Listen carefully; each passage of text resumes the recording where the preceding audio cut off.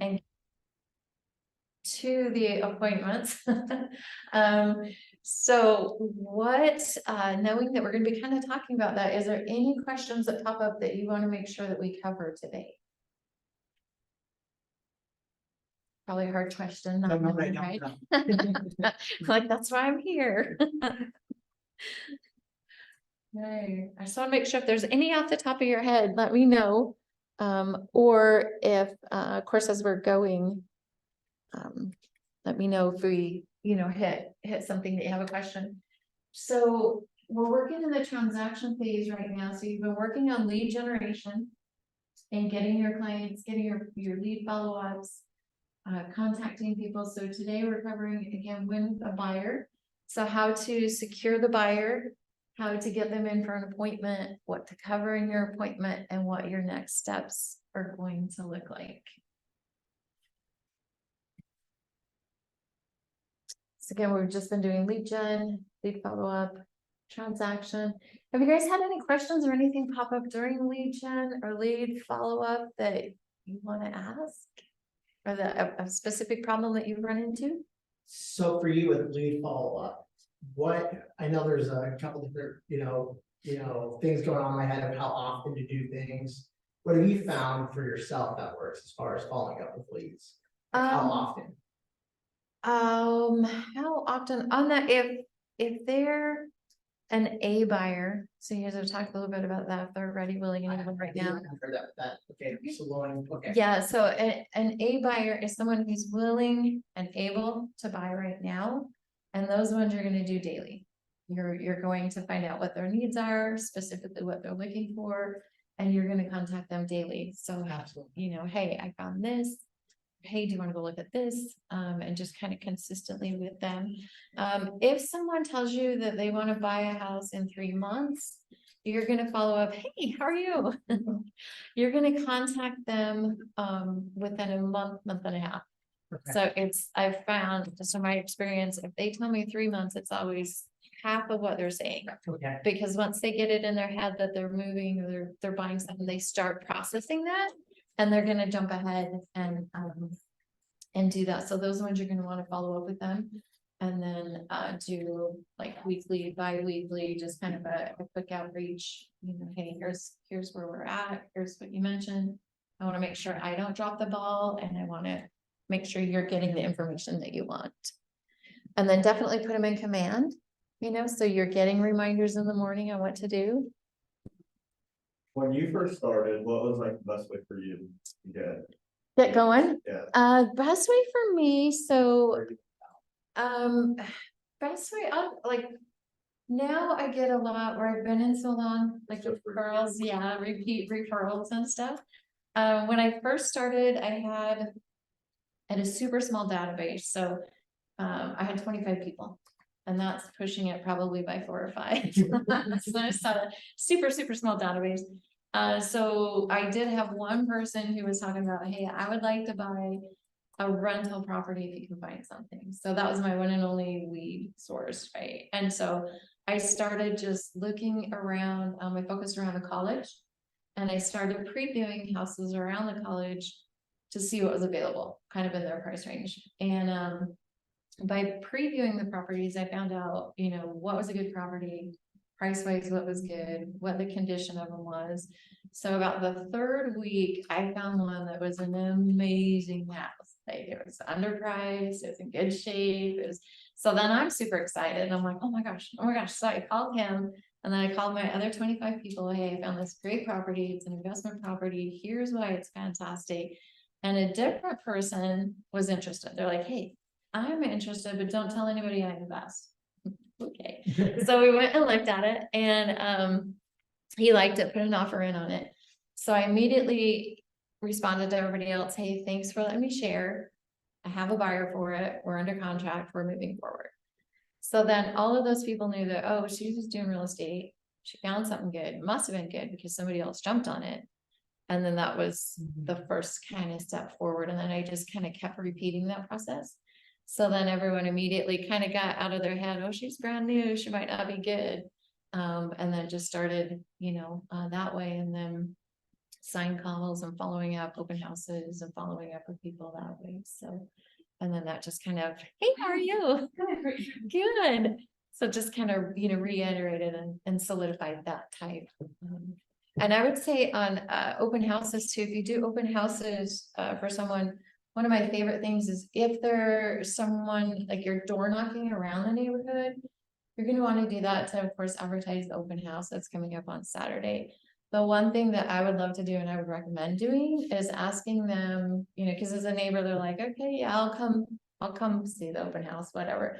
But if you ask them, hey, once it sells, would you like to know what it sells for? Of course, that's it. Of course, they're gonna be like, yes, I do want to know what it sells for, right? So then you can get their phone number, their email, their contact information, of course, follow up on that, right? Do in your command, put everybody in, put a tag, sale of Prospero Street or whatever it is. So then when that sells, you can just filter that, contact all those people, let them know. You can also go one step further in command. You can put people's addresses in and it will send them a monthly email of what's selling around their home. And so you can always get them set up on that as well. So once it sells, you're like, hey, it sold for this. Would you like me to keep in contact with you on future sales? And of course, are you thinking of selling? Why? What's the questions for, right? So questions are always good. So again, we kind of covered A buyers, what we're going to cover. So people who are ready, willing, and able today to purchase, getting the appointment, preparing for the appointment, conducting the appointment, getting the signed buyer agreement, and then daily success. So the right approach to a close for a meeting is just to ask. Right? Everybody's always afraid to ask. They're like, oh, what if they say no? What if they say no, right? They might say no, they might say yes. And they're not gonna ever say yes if you never ever ask. If you never ever ask, it's always a no, right? Always a no. So just ask for it. And they're gonna say yes. People are gonna say yes. So, and we're gonna talk through a couple things to help them get to that yes and help you ask for that yes a little bit easier. Same thing when you're previewing houses or looking at houses. I always set mine up the day one that we go look. Hey, after every single house, I'm going to ask you, do you want to buy this house? And I do, even the ones that we go through and it's like, oh my gosh, that stunk so bad. Do you want to put an offer on it? Right. And I ask them, but then it makes it easier to ask them on every single house, right? Or the one that you can tell that they just love. So much easier to ask them, hey, so do you want to make an offer on this one? Right? Because you've already been asking them and they're used to that. And I do it on every single one, on a scale of 1 to 10. What's his house? 6, 7, 10, what did you like about it? What didn't you like about it? And then the next one, same thing. Don't put an offer on it. What did you like? What didn't you like? So make sure to ask them. Don't ever be afraid to ask them. That's your job, right? So again, you guys are probably used to seeing this. It's the lead capture system. So you have people coming into your funnel. You're going to talk to them. And kind of get, some people might be, hey, I'm a year out. I just signed a new lease. You can ask them also, does your lease have a buyout clause? Because a lot of the leases, they can pay 1 or 2 months and then they get to, move out of their lease or they can sublet to someone else. So I always kind of ask them if they know if they have that. If they're not sure, you can always peek at their contract too for them. Or if they're ready, then, you can just start moving them down the funnel and down the guidelines. So of course, the ones you get are the ones that are like, hey, I'm ready. I have to have a place by end of next month. And those are the ones like, great, let's meet. Talk about how I can help you. I want to find out what your needs are so we can get your house secured for next month and start looking and getting those things. So what's the first thing you're going to do when they say that? Ask them to meet. So again, you cycle, we have our leads. And then we're going to prepare for the consultation. We're going to have the consultation, then we're going to find them that one. Questions? I have a question. Yeah. So let's say you have a buyer that wants to put an offer in. Mm-hmm. Do you advise them like what price you would like offer, or is it solely up to them, or how does that process work? I personally like to ask them, so you're gonna kind of know what the values are, because you're gonna be kind of looking into Okay. specific. Yeah, so you're gonna kind of know what the values are for the property. And then they'll always ask you, you know, what would you offer and stuff. You can like answer them. I was kind of like, hey, you know, because you'll be able to tell when you're looking, hey, it feels like it's priced right, or it feels like it's undervalued. They already have two offers. We need to offer a little bit more, or we need to be a little bit competitive. Always call the selling agent, like always call and talk to them. Ask them what the seller's main motivation is. You know, do they need something to close quickly? Do they have another property? Do they want to wait for a minute? If we gave them 45 days instead of 30, is that something that would be a benefit to them? So you want to find out what the seller's motivation is, so you can put that into your offer and make your offer a little bit stronger.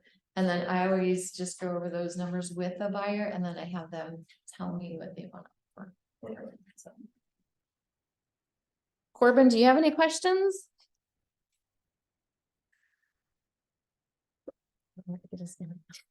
Tori, are you out there? Anybody? You know, something that you said, with every home that you show, would you like to make an offer, right? Uh-huh. I'm setting the tone for that, because if you either assume they don't like it, and you don't say that, and then you think there's a home that they do like, and then it becomes like this weird, like, pressure moment, right? This is the one house that's gonna work, and you wanna make an offer. So it really eases it to a natural way of being like, hey, this is what it is with every home. Yes, So yeah, I can see the advantage of that. yeah, definitely. It's a great strategy. And like I said, even the terrible ones, make sure you, because those are the fun ones. I'm like, you want it? Should we offer right now? So those are the ones that are like, oh.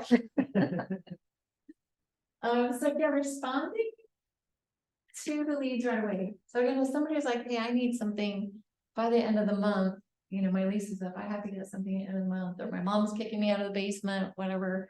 You want to get them going right away. So just ask them, those are the easiest ones. Hey, I don't know if this would work for you, but what if we met tomorrow at 4?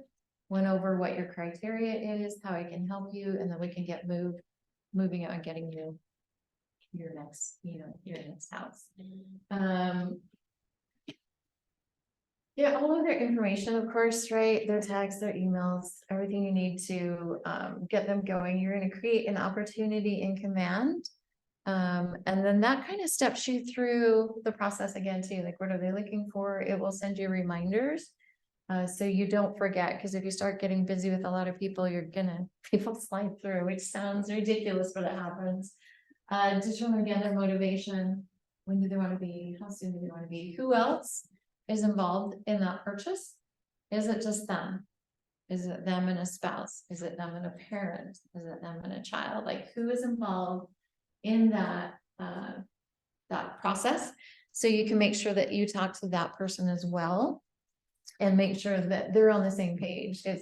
Maybe it's a child. Hey, my dad's buying me a condo. I'm going to college here. And then dad's like, that's not what we're doing. No, you know, or yeah, we're doing it, but our budget is 200,000, not 450,000, right? So you want to talk to that other person who's in the process with them. Set an appointment. Again, go ahead and just ask for that appointment, and then make sure that all the parties are there. So again, if it's a child and a parent, make sure that the parent's going to be at the appointment too. If it's a spouse, make sure the spouse is going to be at the appointment too. If the spouse works out of town, have them jump on Zoom, right? Have the other person there. So you have everyone that's making the decisions there at that point, so you can move forward with something. And so when you present that to the buyer, you say we want all interested parties, or everyone that has like decision making, like in this, you know, in this decision to be present? Is that Yes, yes, yep, absolutely. Just like that. Or, you know, hey, are you the only one that's going to be purchasing this property? Is there anyone else that's going to be on the loan with you, or just you? And then that way they're there as well. Because if they come and the other party doesn't, they're not going to be able to sign anything. You're not going to be able to go look at houses. They may not qualify, you know, for the loan if they haven't already gotten qualified. So during, when you're talking to them about coming, and meeting, you're gonna show them the benefits, like what you're gonna offer them. And you've kind of been working on those throughout your packets, probably if you've already been working on the classes. You have some different clothes options. So these are called tie downs. And tie downs are the most amazing thing, that you have. So you can ask them, hey, it sounds like you have to be out of your house by the end of next month. We want to get started right away. That would be beneficial for you. Isn't that what you want? And that key phrase, isn't that what you want, will make them stop and start thinking, yeah, that is what I want. That is what I need to do. And if it's not, it will trigger them. Oh no, that's actually too fast because this, and this. So it's that leading, guiding question that's going to really make them focus on, oh yeah, that is too soon, or oh yes, that is what I want. Let's get going. And then at that point, again, you'd be like, okay, let's set that appointment tomorrow. 2 or 4 work better for you. You can also, there's a take back close. So the take back close is one that you're like, hey, I don't know if I'm a great fit for you, but let's sit down for a minute and explore that option if we can work together, if it would be a great fit for you and for me. And then they have that moment like, wait, what? You might tell me no. You might not want to work with me. Well, I want to work with you, right? Immediately it kind of like, wait, you can't go away. That's one of the, so tie back. And you can use these also as you're looking at homes with them and they want to, you're like, hey, do you like this house? Do you want this house? It has that 3rd car garage. Isn't that what you want? I do want that 3rd car garage. You're right. I do like this house, right? So you can help them kind of determine and move forward if they're stuck. So sometimes they get stuck or, like you're looking at a kitchen. Hey, you said that entertaining was important for you. Does this kitchen look like it work? It looks like a great entertaining kitchen for me. Would you agree? Would you agree, right? That's that question that's going to make them go, yes, or no. I just realized I need double ovens. Doesn't have double ovens. Great thing to know, right? So now houses that you're looking at, you want to make sure that it has double oven. So it's going to help you in getting them to the appointment, and it's going to help you when you're working with them through the appointment. And I think you guys have tie downs in your books, I believe, like some of those. If not, I have a sheet that has a bunch of different ones that I can get over to you because they are fantastic. What objections might they have to meeting you? Not ready yet. Not ready yet.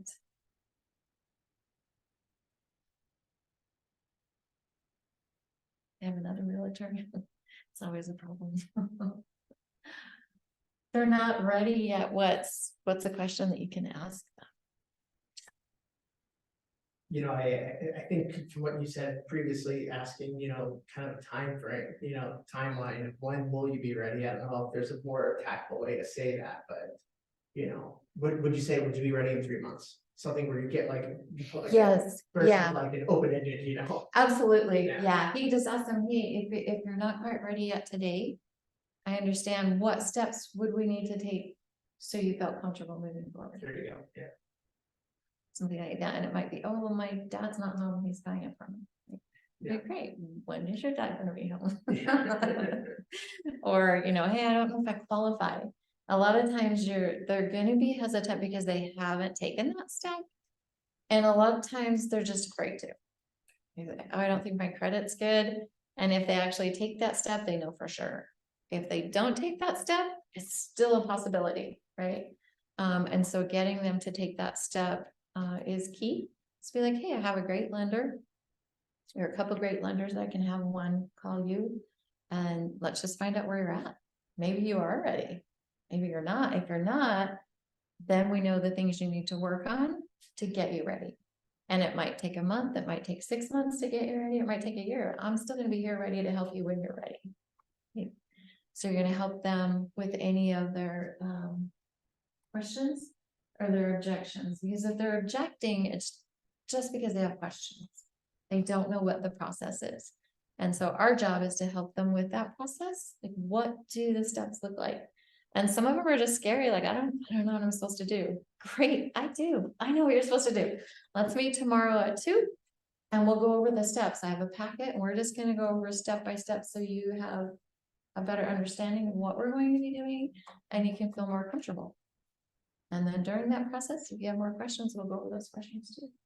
So helping them identify what questions they have. You know, and reiterating, hey, you said you hated your landlord. Sounds like it still would be a great time to get out, isn't it? Right? Is it tie down? Like, oh, yes, you're right, it is. Yeah. So the tie downs are great for that. Just and asking the question, you know, what specifically would need to happen for you to be ready to buy? Or specifically, what type of house would we need to find to help you buy? Empathize, right? If they're going through a situation that they're like, gosh, I've been in court for 7 years and our, you know, final court hearing is next week. It'll be done. Oh my gosh, that'd be terrible. Let's get through next week. I'll get cookies and we can meet the following week, right? And so 3, just identify the real issue. What is the key component? And right now, a lot of people are gonna be, oh, interest rates. Is it interest rates? Because we do have a lot of solutions for that. We have builders who are offering 5.9% right now instead of the 7% that you're gonna get. Or there's builders I saw the other day, it was 4.9. You know, would building a new home be an option if you could lock in that lower interest rate? Yeah, let's talk about it. Great, let's meet. Talk about what these look like. Right? So offering them some solutions for their problems, and then just kind of urge them to meet with you so then you can sit down and again, if you're not sure of the questions or like, oh, hey, that is a great question, I'm not positive, let me find out. Right? Let me find out. And then you have resources here to find out. Questions on any of those?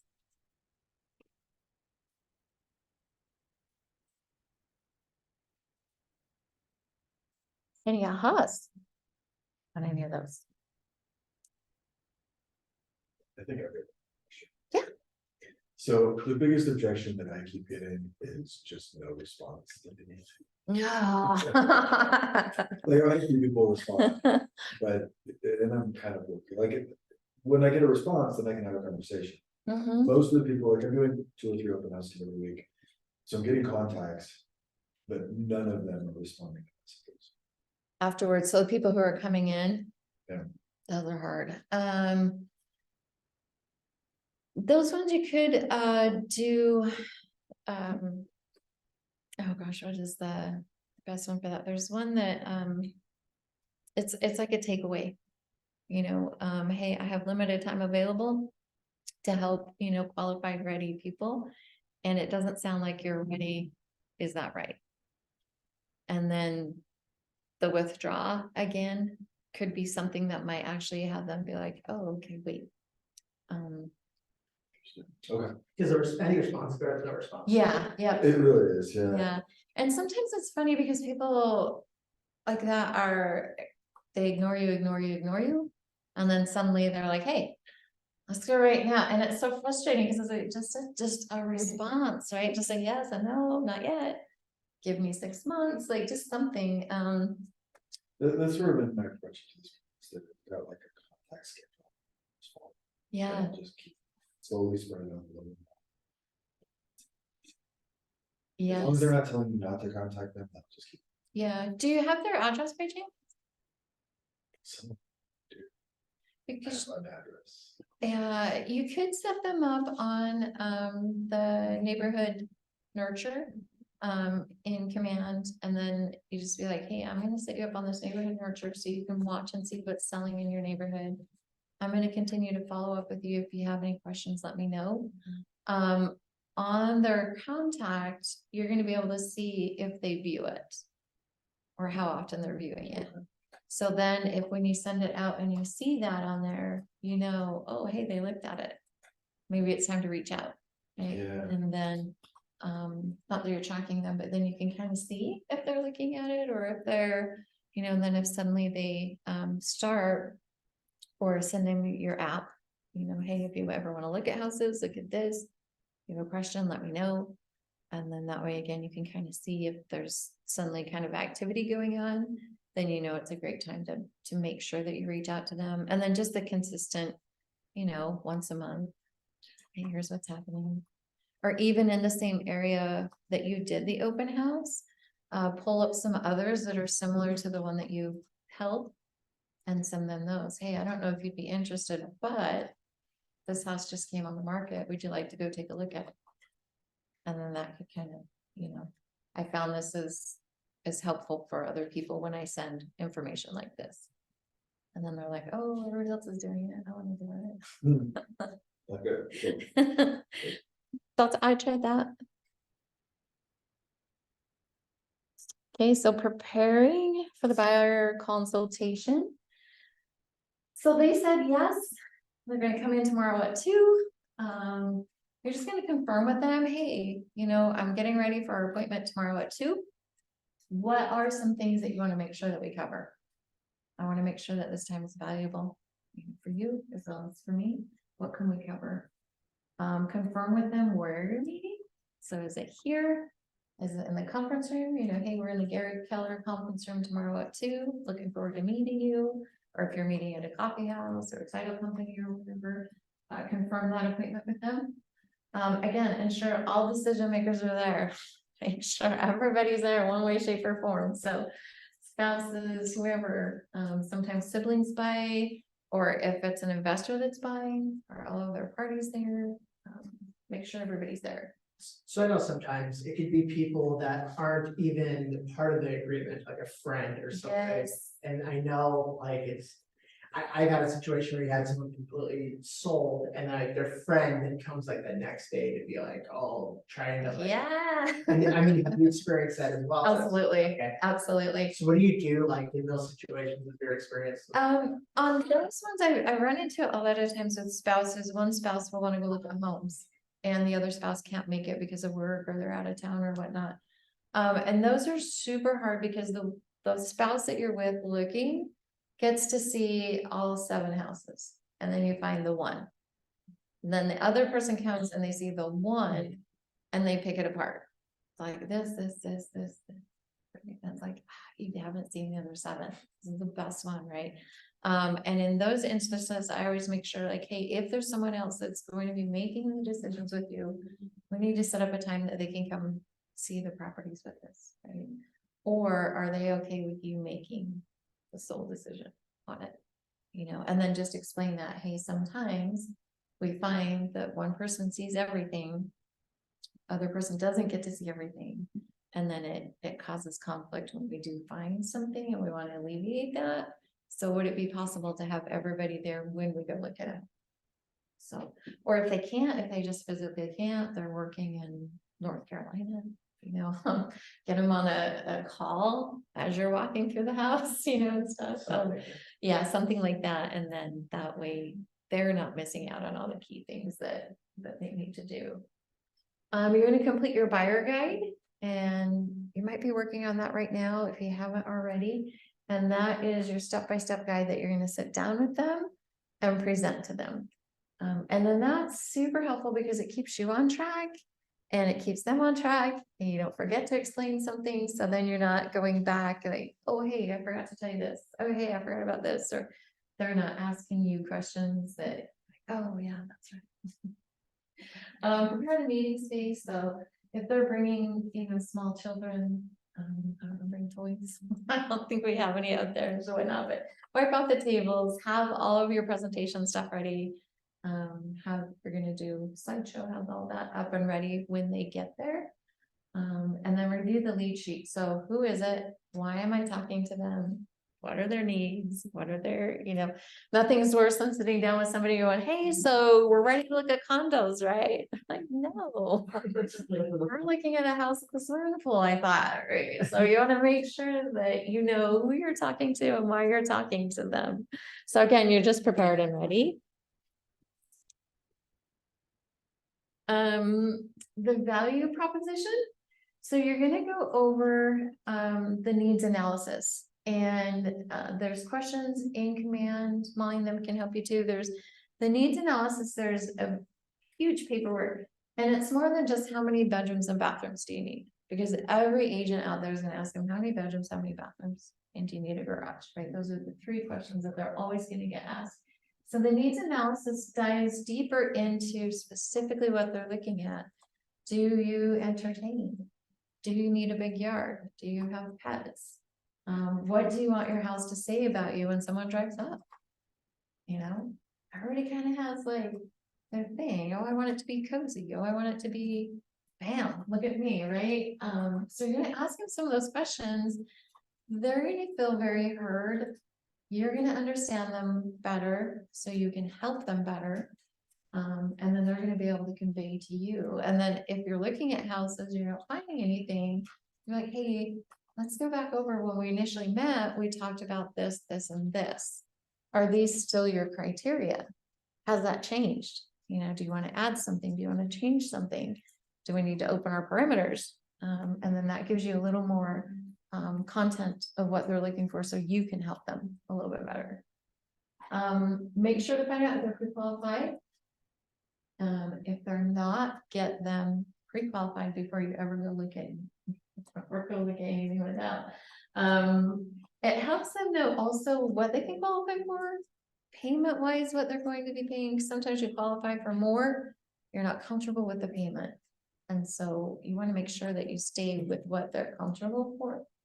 And then again, make sure that they're qualified, because if you go look at something that's 600,000 and then you find out they're only qualified for 400,000, houses look a lot different in those price ranges and they're not gonna be happy. You can always go up, right? You can always go up there, but if you're coming down, they're not gonna be happy.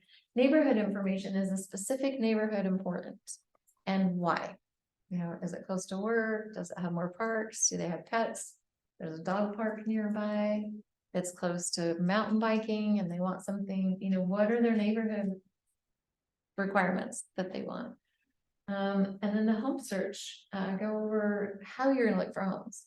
Or look for homes on the MLS. I have an app. I want you to look on my app, because again, then you can kind of see what they're looking. And explain to them new construction. Yeah, I had a couple questions with the app. So Mhm. does the app, you can see what they're doing specifically? Is they have that? Yes, yeah, from my understanding, if they're in your command and they're looking on your app, that it flows into there. Okay, can you send them things specifically? Yes. to them As well? Yes, yep, you can send them specific. Yeah. Thank you. Yeah.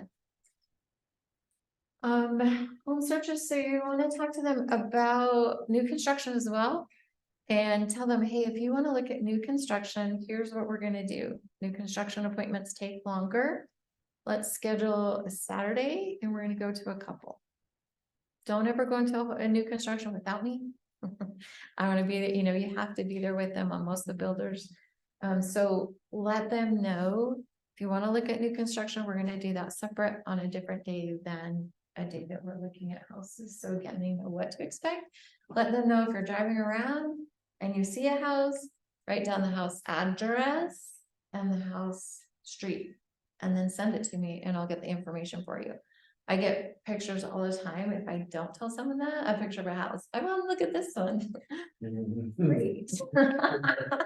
Well, where is that house? Where are you at? Where, you know, it's just a picture of a house and no information. And so let them know, hey, if you see something, write down the address, the street name, and then I can look it up, see if it's still available, what the price is, if it fits your parameters, all of that type of stuff. We're gonna go over the fact that we are going to make an offer together, you and I, we're making offers on stuff. That you're gonna help them negotiate to purchase the house, and maybe even let them know a little bit about what that looks like. When we find something that you like, we're gonna send over an offer. Seller can say yes or no, or they can counter us. When they send that over, if they counter us, we can say yes or no, or we can counter them.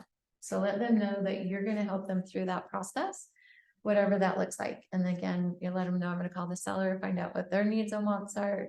We're gonna match up with your needs and wants, and we're gonna negotiate and move you forward.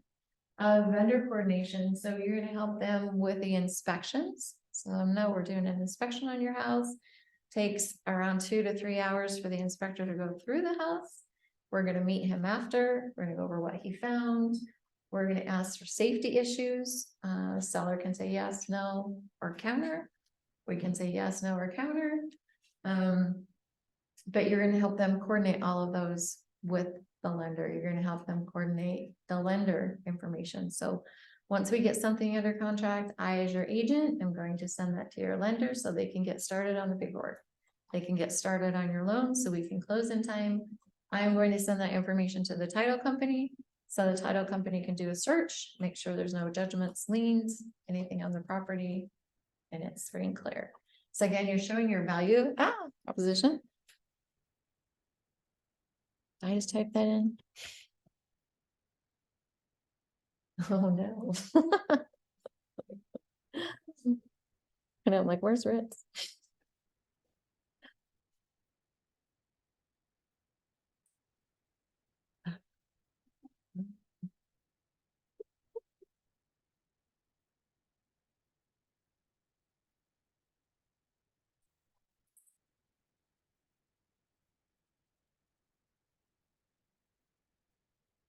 There's something with that, he was pointing with. Maybe.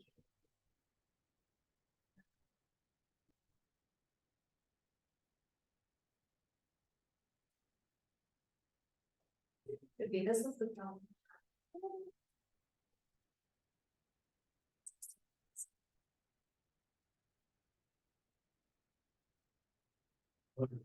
Oh, yeah. Woohoo. That's weird. That was probably Reds. Thank you, Reds. Okay, you're gonna go over the pre-close preparation, so what that looks like, when you can move in. So you sign us to fund and record, when you can move in, I'm gonna meet you and give you keys, what the closing looks like. Post-closing, always talk to them after. So many people close, and then as an agent, you're off onto your next clients. And they're like, where'd my person go? Where's my people, right? Follow up with them. You know, a couple days later, hey, how'd the moving go? Did you move in? Do you need anything? A couple weeks later, check in again. A month or two later, check in again, right? Like check in on them, so don't just leave them. So you're gonna go over all of this, which is all your value proposition. In your buyer guide, you're gonna have your welcome letter, timelines. So again, what those timelines look like. We're gonna get you pre-qualified. We're gonna start looking for homes. We're gonna find a home. We're gonna put it under contract. You start going through all of that. The whole search process, what that's gonna look like. How are we gonna do that? What does that look like? How to access the app, how the app works. Again, let me know if you see something, send me the street address and the house. Introduction, so kind of what your value proposition is, and this is again in all your presentation that you're gonna give them. Reasons to buy a home, local market, so again, they might be like, why am I buying a home today? Well, from last year, you're not competing, you're not bidding 60, 70, 80, 100,000 over market price. That you can get in, there's still multiple offers right now, not like last year. So kind of give them again, reiterate why they're buying, or after talking to them through the process, like, oh, you remember you're buying a house because you wanted to get out of your mom's basement because she loves you, right? Like, remind them why they're buying, whatever those reasons are. You can go over our local market, kind of, you know, pricing strategies, neighborhoods, financial worksheet, credit check, like all of these you can put in there. And you can make it your buyer credit presentation. So maybe afterwards, for every client, you're gonna have a housewarming party. Put it in there. Hey, at the end, we're gonna celebrate. I'm gonna throw you a housewarming party. And put that in there. So they're like, well, that's gonna be fun. And then talk about it when you're looking at houses. Hey, where are we gonna put the taco stand for your housewarming party, right? Like talk about it. And so anything specific that you do, put in there. If as you grow, or like you two, where you're working together, you know, you might be like, hey, I have a showing agent that's gonna show the houses for you. Or for me, I'm gonna negotiate, they're gonna show it. So whatever your process is, put it in there. Because you're gonna go over it with them and you're gonna set the expectations for them. This is just telling you, the in command is where you set up your buyer guide. And it's pre-done. So you can change, add, implement whatever you want on there. It's super, super cool, super easy. So again, you're gonna have your table of contents. Their needs come first. So again, you're gonna talk to them about what their needs are. You're gonna go through the buyer consultation with them.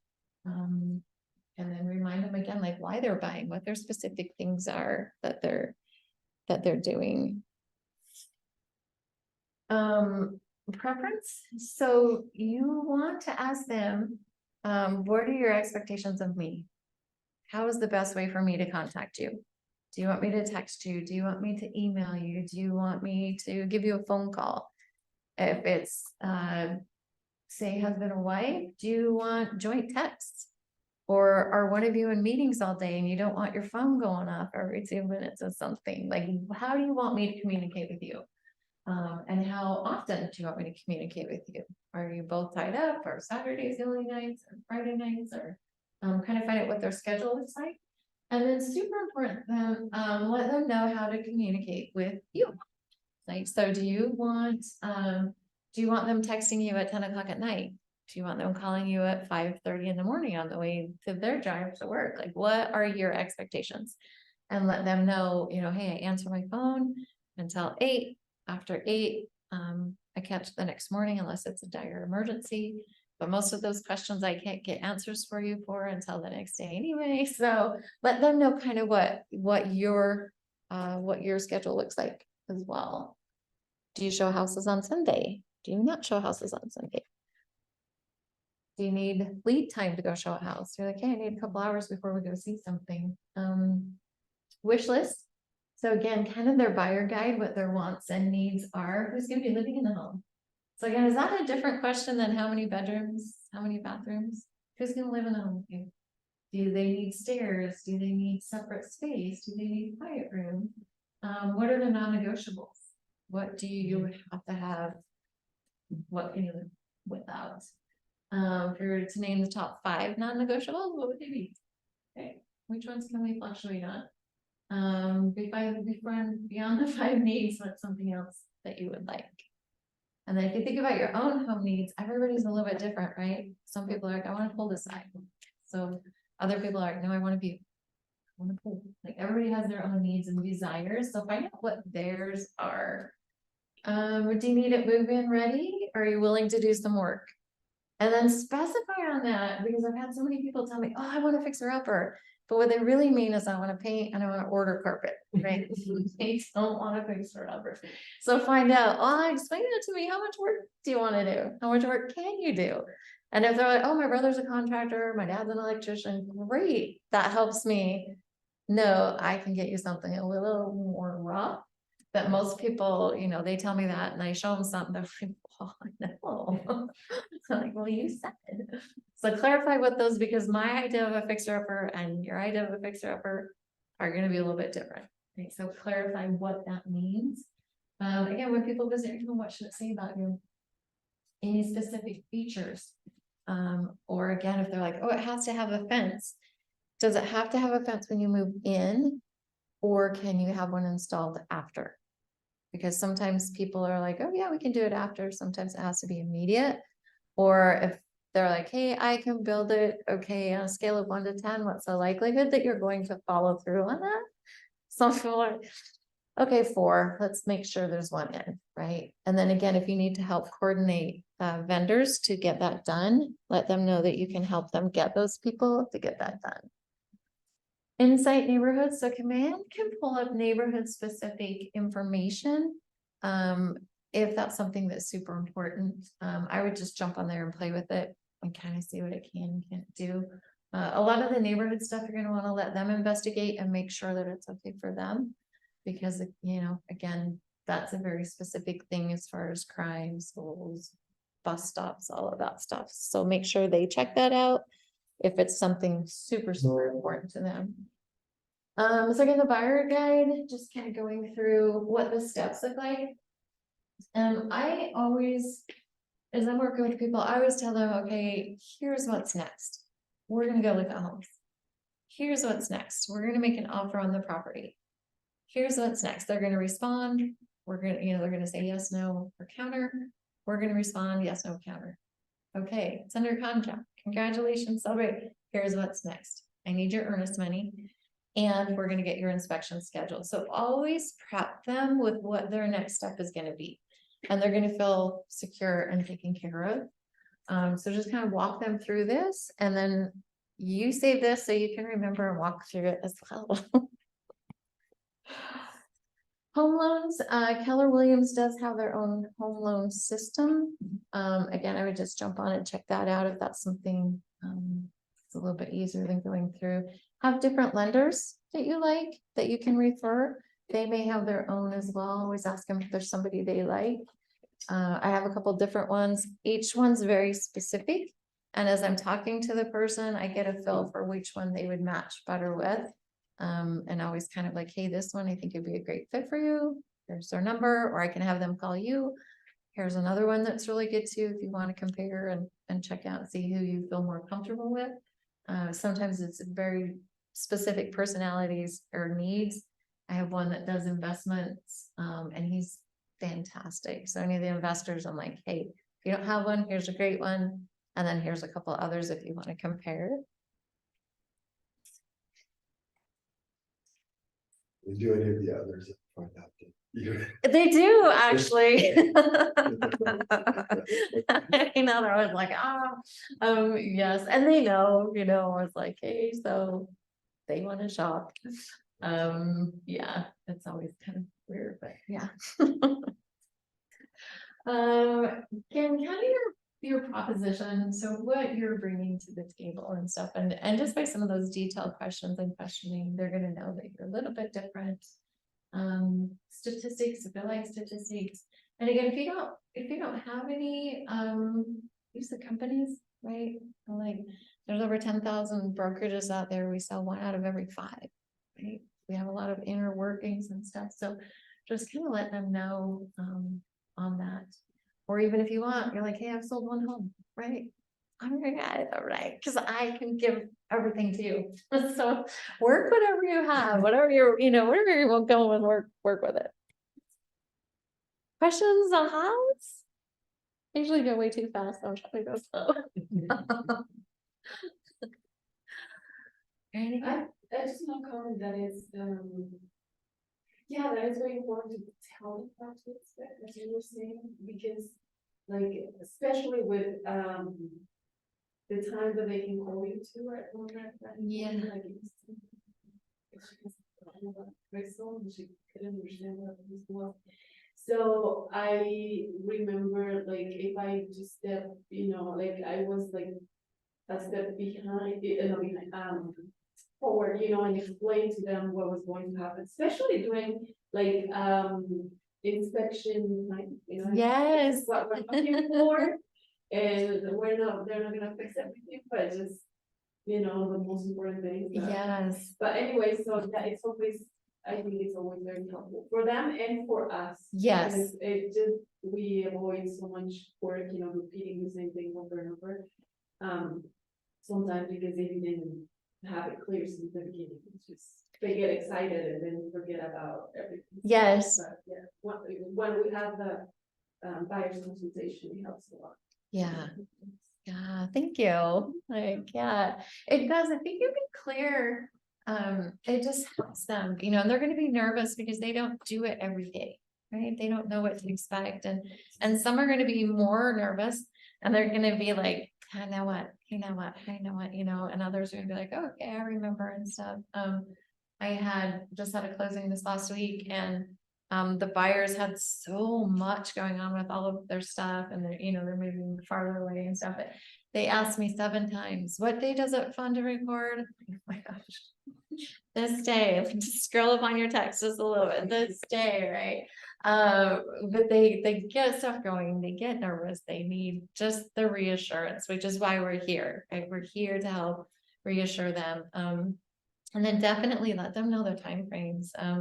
I had a guy call me, I did not answer, it was 5:30 in the morning, because he was worried about his water pipes, hey, can you go to my house and check my water pipes? And So I called him back, I'm like, no, and he's like, you just need a ladder, and no, I don't do that. I don't know why I need a ladder to check on, but I'm like, hey, I have a great plumber, here's his number. And you know, and he ended up calling his neighbor who had a ladder and did whatever needed to be done, but it's like, so kind of lay out what your expectations are too, you know, ask them, hey, what are yours? And then here's mine, right? And because you treat people how to treat you, or you know, you teach them how to treat you. And if you're always answer, and I've done it, I've had clients, you know, 9 o'clock at night, extend a quick, hey, just this, and I'm like, oh, it's a quick answer, take 2 seconds, then they can sleep. It's never two, it's always like, oh, then what about, and what about, and then what about? I'm like, I knew better, right? But it's totally up to you, right? Your business, you do it like how you want to do it. Maybe your cutoff's 10. Maybe you're, hey, I'm good till 10 o'clock at night. Let me know. But totally just let them know what to do. Conducting the buyer consultation. So here's the fun part. Now you're with them, right? We're supposed to read this aloud. I am knowledgeable and carrying the best agent for those clients. They will appreciate my expertise and preparation and choose me to represent them as they buy a home. So there's no reason for somebody not to work with you, right? Okay, you're nice, you're helpful, you know stuff. There's no reason for them not to. Always be friendly. Don't just stare at them. That's my thing. Be friendly, welcome them, say hello. They're gonna be nervous, you know, because they're not, and a lot of agents don't do buyer consultations. So they're for one to be like, what? None of my friends said their agents did this. Once they get through with it, they're gonna be bragging to their friends, hey, you know, my agent did this for me. You know what they asked me? They asked me what my house should say about me. Does your agent ask you that? No. So, and then again, you just go over like their needs analysis, you know, again, what do they want? What are they looking for? And then just go through kind of just step by step. Of course, you're not, you know, bedrooms, bathrooms, all of that type of stuff too, but just their key components. Love letters. So I don't know if you guys have heard about these or not. When things got super crazy in the market, and a little bit before that, but when it's super, super crazy, you're going to see these pop up. And these are letters that the buyers write that say, I loved your house. I want to raise my kids here. I can picture us having a Christmas tree over in this corner. If they ask you if they can send those, the answer is no.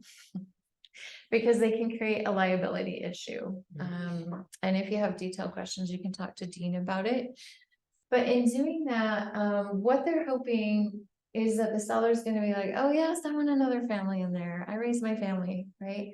Then somebody who doesn't have a family can claim that they had undue influence. Their offer did not get picked because of those reasons. So then you can have a lawsuit on your hand. So explain to your sellers as well. We're going to have agents send these over. I recommend not reading them. Let's just go over the details, the facts, the loan types, the offers when we get them, and not read this, and here's why. So explain to them and then just explain to your, if your buyers are insistent, no, I want to send this to you, send it to me, right? I'm not gonna send this up for your send it to me. But absolutely, send over, put your picture, because they'll put their picture on it and stuff, and they're great. Yeah, they're great, and it works, right? But again, it can cause a potential lawsuit for them, the sellers, you, us as a company, so we do not allow those. All has our questions? You know, this whole time, all I keep thinking about is how proactive you are in what you're doing, so Good. that, because you see things that consistently come up, you know, questions, and my experience too is they need to know every step before it happens as well, or they're gonna be like, what's next? Yes. You know, and when that's asked, I'm like, okay, I didn't properly set up expectations or something, there's something they're confused about. And confusion is not a good thing, right? When someone's trying to make a Yes. decision, it should be confidence, it should be like person knows exactly what they're doing. So I just like all that knowledge and being able to how to present that, like how to make sure their expectations are set and met. So. Awesome. Thank you. Anybody else? What are you excited for? What excites you about doing a buyer presentation?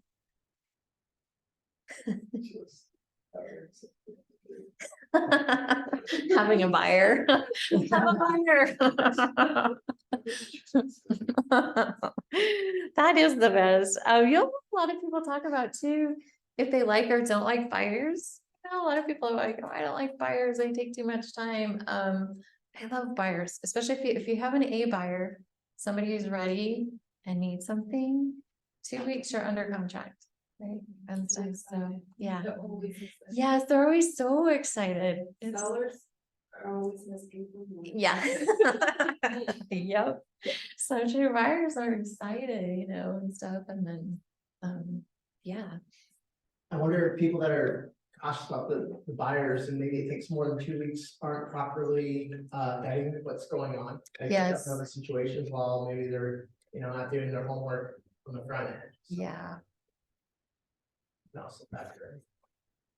I think that's a big part. I think setting up the expectations and then asking the right questions, you know, so if you have somebody who's not motivated and you're out showing, it's going to take you forever because they're not motivated, you know, and which is fine because some people need just more germination time, right? They just need that moment.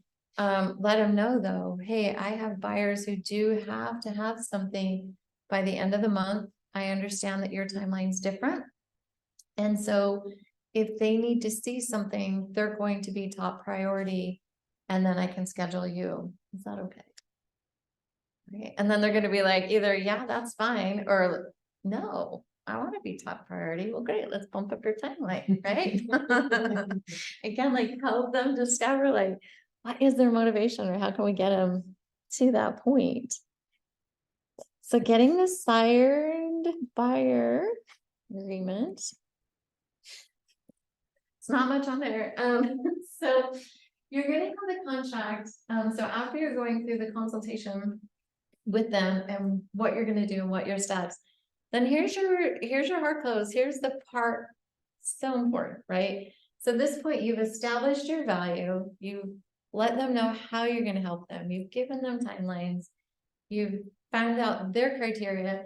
You need to get them to sign the buyer agreement. So the buyer broker agreement. And you're going to read through that with Dean as part of your case studies and stuff. So you're going to feel comfortable explaining it. Just let them know, hey, do you feel comfortable? I'm going to help you find the right house, right? We're going to get started on this. In order to get started on this, here's my commitment to you that I'm going to be your agent. This is our fiduciary duty. The states I'm working for you. I'm representing you. I need the same from you. Are you okay committing to me? I'm going to be your sole and only agent. It's kind of like a marriage contract in a way. Like, do you say I do? I'm saying I do to you. I have a choice of who I work with.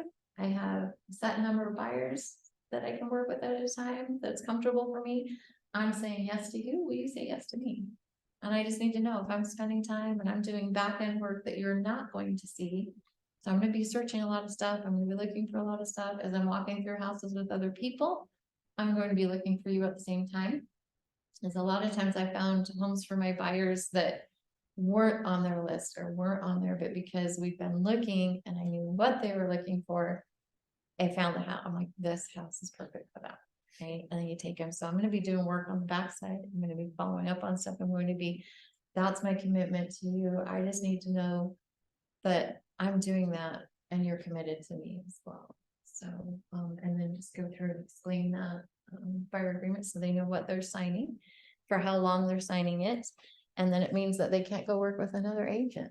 Right? So, and you just ask them, hey, you wouldn't want to work with one, would you? Yeah, another tie down, right? And then it will clarify if they have another objection, which is just a question, it will bring it out. Right? So if you're like, hey, you're okay doing, doing this, aren't you? And they're going to be either, no. Okay, well, what other questions do you have for me? Oh, well, what if my brother who's an agent finds something we need to talk about, right? Or if they're like, oh, but then I'm just tied to you, right? That's right. Is there a problem or is there a question that I can answer about that for you? Is there a reason that would be a bad thing? And so then you can just kind of address their concerns and then get that signed and then great, let's get started. you know, I'm gonna get your house list sent out, I'm gonna pull your criteria. Let me know the ones you wanna see, top 3 or 4. Let them know, you know, hey, I prefer if they send me the MLS number personally, so like send me the MLS number to the ones, I'll get those scheduled. What time works for you? Wednesday, 4 or 6 o'clock. I'll get them scheduled, I'll let you know what house we're gonna start, and then we go look. They're gonna say yes.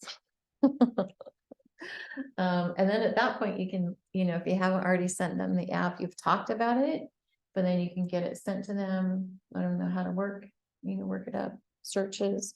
They can share their searches with people, you know, again, those key people or other people that might want to take a look at it. Yeah. Anything that really changed your mindset?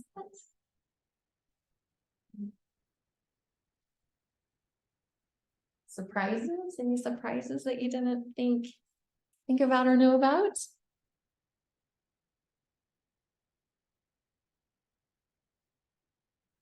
Say for the representation of the union that sometimes it depends on the person, you know, if we feel more comfortable doing it or not. I remember when I did that. I don't know, maybe it's just me, but I had this idea that when I did it in my office, Uh-huh. people were more like likely to sign it.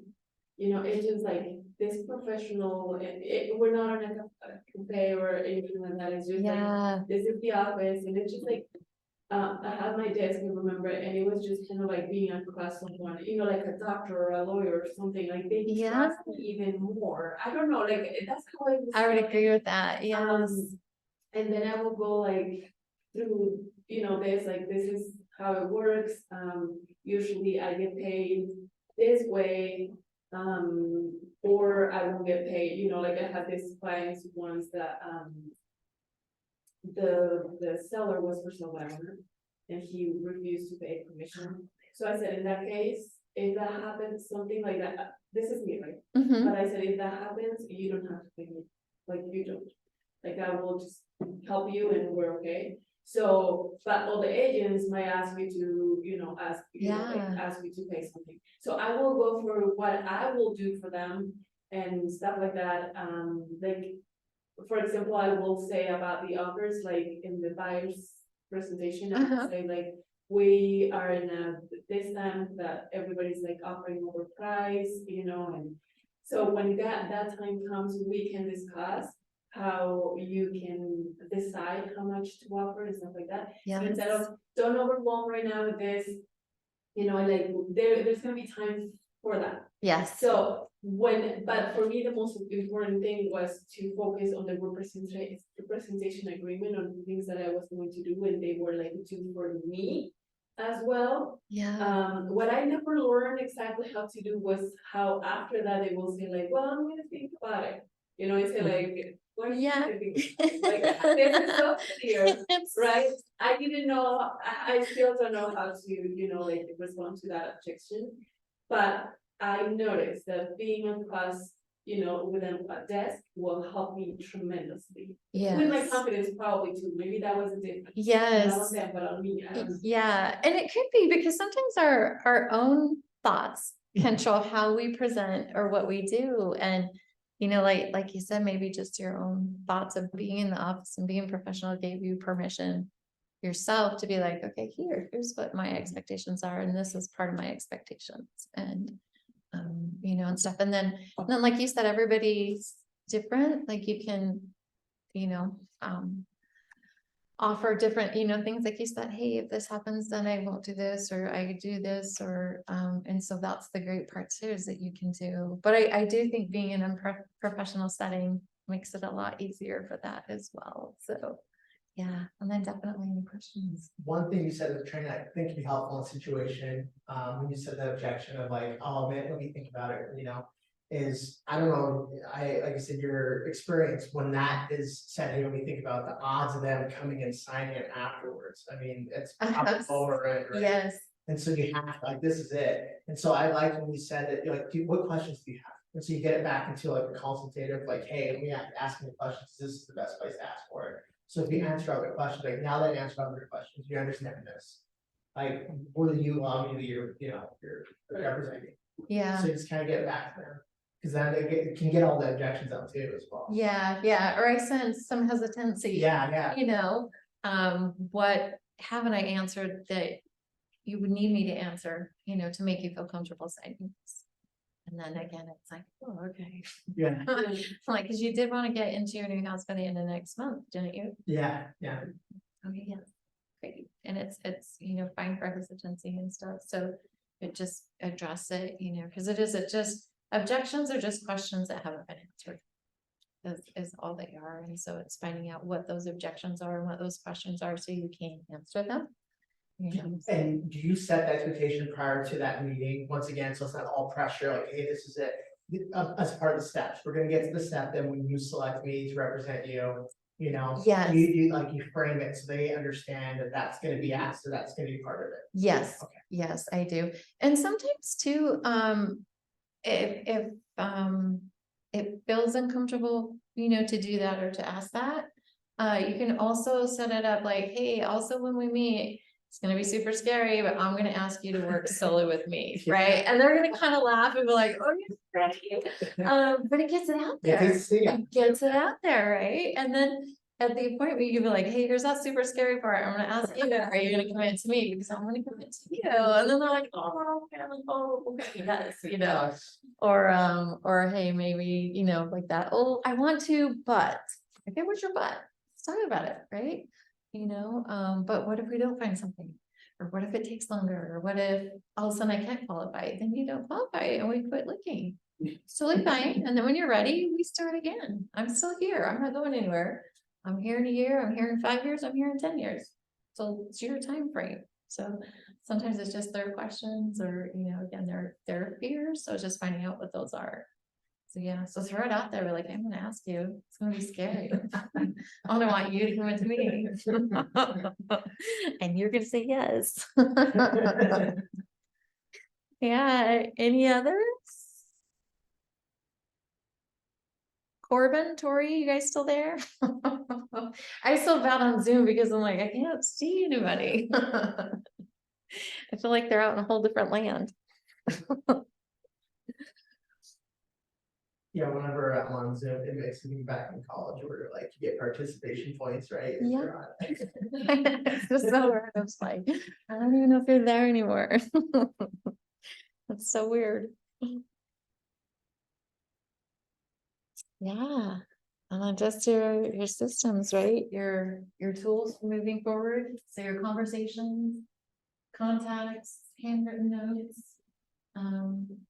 Yeah, the 5, 5, and 5, right? 5 contacts, 5 notes, 5 engagements on social media, comment on people's stuff. Closings, all that good stuff. And I think that's it. Oh yeah, the do not call list. I engage in every conversation in the spirit of contribution, and people are happy to be in relationship with me. So remember that, right? People are blessed to be working with you. Blessed to be working with you. And don't forget that, right? And then we get to choose who we work with. There's some people I don't work with. I'm like, hey, we're just not a good fit. And it's always funny when you tell them that because they're like, wait, what? No, I won't like completely. I do have somebody I can refer you to, they refer them to somebody else. Some people just aren't gonna be a good fit. And then it's miserable for them, it's miserable for you. It's not a good relationship. And so don't, if it's not a good fit, don't be afraid to tell them so. And then just refer them to somebody else. Maybe warn that somebody else, or maybe don't. I don't know, maybe. Depends on the person, right? Or the person you're referring over, maybe they're super hard or stuff, but yeah, and then you can do role playing if you want. I think that's it. I always finish early. That's good, right? You guys can do your work on your tasks, right? Thank you so much. Yes. Yeah. Are you done with your classes? Not yet. Not yet. It's been helping me a lot. I'm monopolizing your time. I really want to go, I really want to. To Yes. Yeah, start. Because